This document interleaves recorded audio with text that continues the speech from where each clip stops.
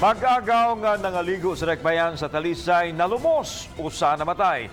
Gawas nga hubog nangaligo, grabe usab, kabaluron ang dagat.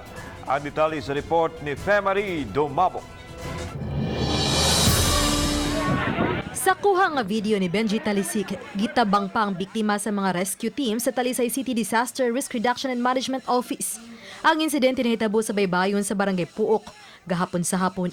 Gidaliw sa pagdala ang biktima sa Tambalanan, apan giliklara kining patay.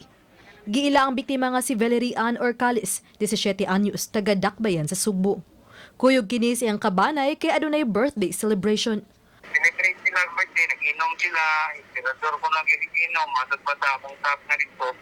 And then, duha sila, naligog dagat. One of them, ang igagaw man to silang duha, one of them na patay kay na wala siya for like 1 hour.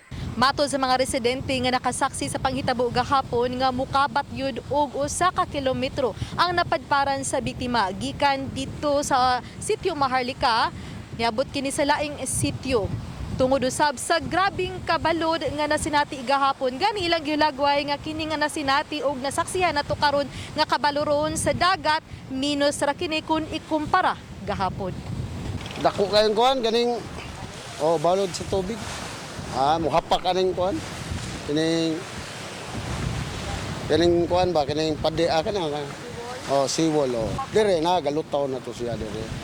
Kaya gitabang sa atong duha wala man kuan kaya usa ray gitabang kay dili man makuha ang usa. Karong adlaw bisan sa kabaloron sa dagat, pipila gihapon ang makita nga nangaligo. Gani anapay sakayan nga nisungasong gyud sa paglabang sa dagat.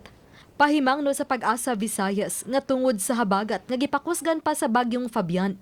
Padayon nga masinati ang kusog nga hangin ug pagkabaloron sa dagat hangtod na kini sa weekend. Nunot niini gyawag ang mga gagmayng panagatan ug ang mga nagplanong mga ligo nga likayan lang una ang kadagatan. Mas mukusog pa, nakita nato ang atong aming habagat and mas baloron ang kadagatan until this weekend. Ang mga island hopping, so mas maayo na dili muna karong week because nakita nato diri sa atong station naka-record na ta mga gastinis kusog na hangin. Oba ni John Solon.